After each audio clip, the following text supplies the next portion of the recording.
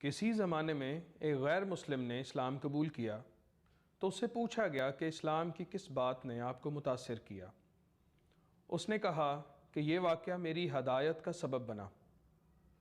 مجلس رسول اللہ صلی اللہ علیہ وآلہ وسلم لگی ہوئی تھی، لوگوں کا ہجوم تھا۔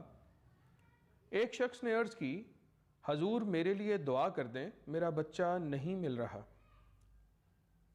قبل اس کے کہ حضور ہاتھ اٹھاتے، ایک شخص مجلس سے کھڑا ہو گیا اور کہنے لگا، حضور میں ابھی فلاں باغ سے گزر کر آیا ہوں، اس کا بچہ وہاں بچوں کے ساتھ کھیل رہا تھا۔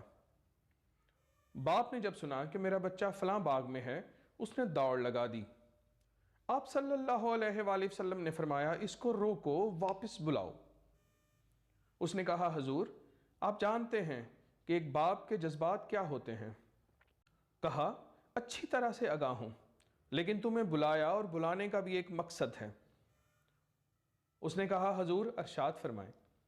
فرمایا، جب باغ میں جاؤ، بچوں کے ساتھ اپنے بچے کو کھیلتا ہوا دیکھ لو تو بیٹا بیٹا کہہ کر آوازیں نہ دینے لگ جانا، جو نام رکھا ہے اس نام سے پکارنا۔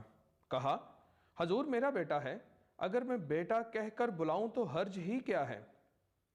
فرمایا، تم کئی دنوں کے بچھڑے ہوئے ہو، تمہارے لہجے میں بلا کا رس ہوگا، تم نہیں جانتے کہ کھیلنے والوں میں کوئی یتیم بھی ہو، اور جب تم اپنے بیٹے کو بیٹا کہہ کر پکارو تو اتنا میٹھا لہجہ ہو کہ اس کے دل کو چوٹ لگے اور کہے کہ کاش آج میرا باپ ہوتا، مجھے بیٹا کہہ کر پکارتا۔ فرمایا، یہ شوق گھر آ کے پورا کر لینا۔ اس کے علاوہ آپ صلی اللہ علیہ وآلہ وسلم نے ہدایت فرمائی کہ کسی بیوہ کے سامنے اپنی بیوی سے پیار نہ کرو، کسی غریب کے سامنے اپنی دولت کی نمائش نہ کرو۔ آپ صلی اللہ علیہ وسلم نے فرمایا، اپنے گوشت کی خوشبو سے اپنے ہمسائے کو تنگ نہ کرو۔ اس غیر مسلم نے کہا، حضور صلی اللہ علیہ وآلہ وسلم کے اس واقعے نے کہ کسی یتیم کے سامنے اپنے بیٹے کو بیٹا کہہ کر نہ پکارو، اس نے مجھے بتایا کہ اسلام کیا ہے۔